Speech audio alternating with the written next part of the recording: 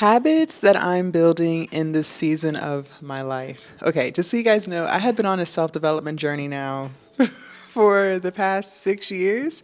It actually started when I quit my 9 to 5 and started working for myself, all during COVID. And for anyone who runs a business or is thinking about starting a business, whether it's online or brick and mortar or whatever, entrepreneurship is definitely a spiritual journey. It is definitely a journey that's going to test you. And one thing that I've learned over these years is in order to get the results that you want, you have to become the version of yourself that can maintain those results too. Because people will get money. I was getting money during COVID, but because I wasn't fully ascended, even though I don't think you fully ascend, I feel like there's always something to improve on.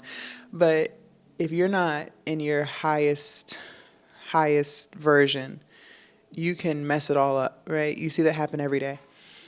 One of the habits that I am working on a lot now is just being more thankful. I've always been an ambitious person. And I think anyone who's ambitious can attest to this. It's like you're so ambitious, you're so driven that you're always looking for the next thing, right? You can't even bask in the joy of whatever you've accomplished because you're just already focused on what's next, right? And I've always been like that. As soon as I got my college degree, I was like, okay, I got to go get my master's, right? I couldn't even enjoy I couldn't even enjoy the moment of, achieving a bachelor's degree because I'm already focused on master's, right? When I lost my first 20 pounds, I couldn't even enjoy losing 20 pounds because I'm already focused on the next 40, the next 50, right?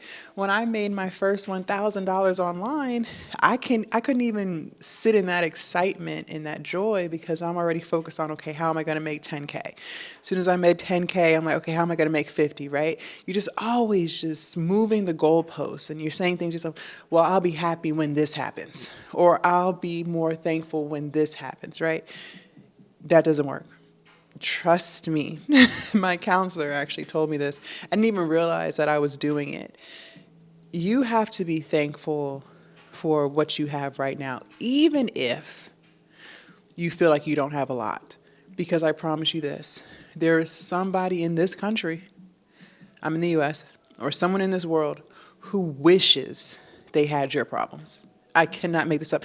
And again, I know sometimes it's hard for us to see the beauty of our own lives because what I know for myself is I was always focused on someone else's life.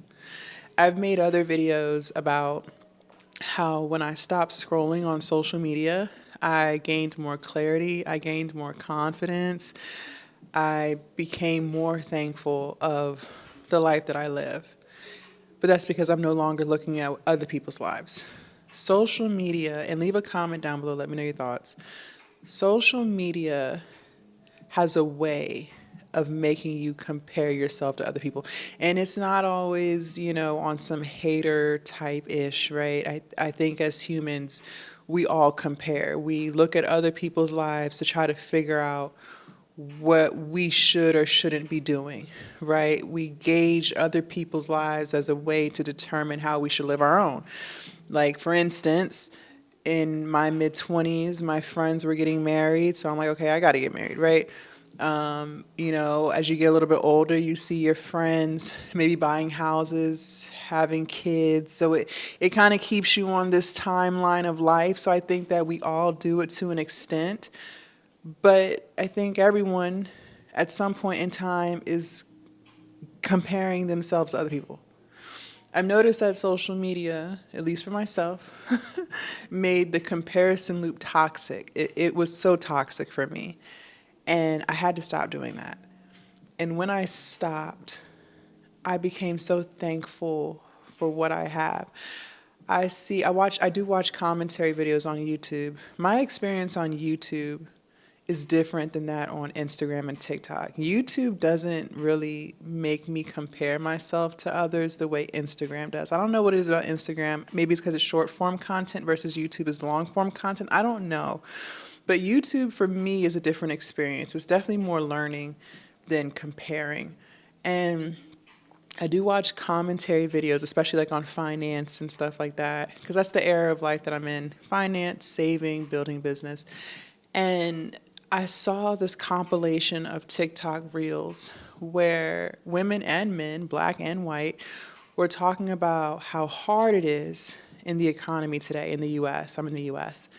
And like how so many people are living paycheck to paycheck and struggling to pay their rent, getting evicted, all of these things that could happen to anyone, right? And when I saw that, I was like, wow, it really forced me to be thankful for the life that I live right now, because that's not personally a struggle for me today. It used to be, right? I've talked about that before, but it's not right now.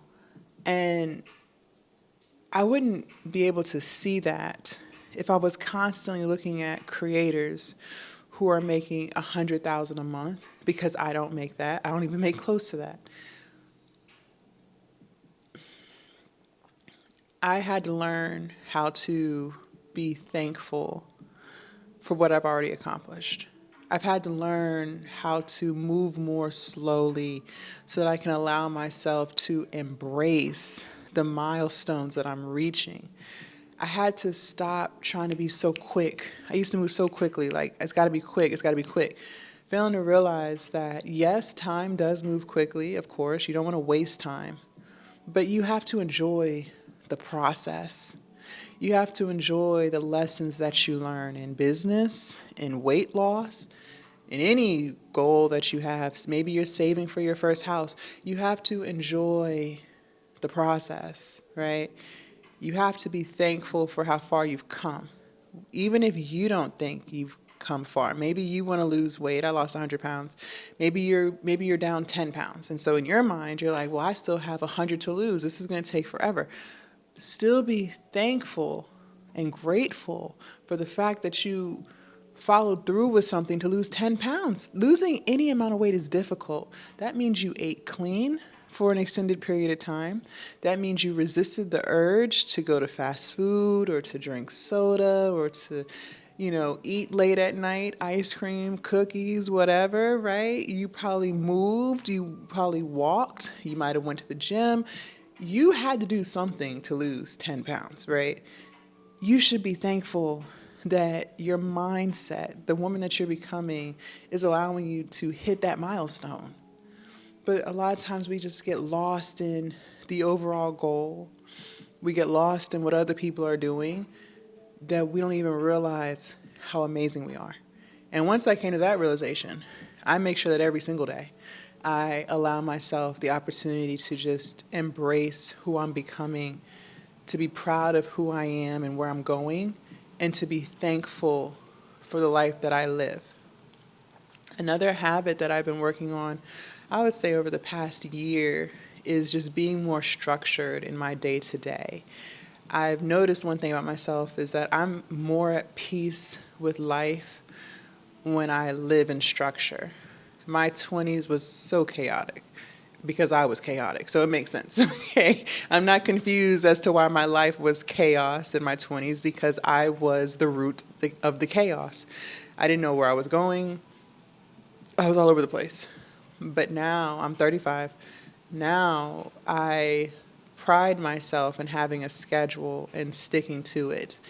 I love the fact that every day, for the most part, is the same, right? There might be some type of variation, but it's typically the same. Get up, work out, whether I'm walking or going to the gym, coming back, showering, doing my makeup, doing my hair, eating breakfast, recording content, or working on some aspect of my business, talking to my assistants, making sure we're on the same page, going on another walk. Something that I've started doing is going to a coffee shop. I'll read one of my books, coming back home, eating lunch. Like, I just love the structure of my day. Now, sometimes it changes if I'm getting my hair done or if I'm getting my nails done, right? But for the most part, there's so much structure in my day, and I love that for me. And at first, I was very resistant to having a schedule. I felt like, well, I'm an entrepreneur. I should do what I want to do when I want to do it.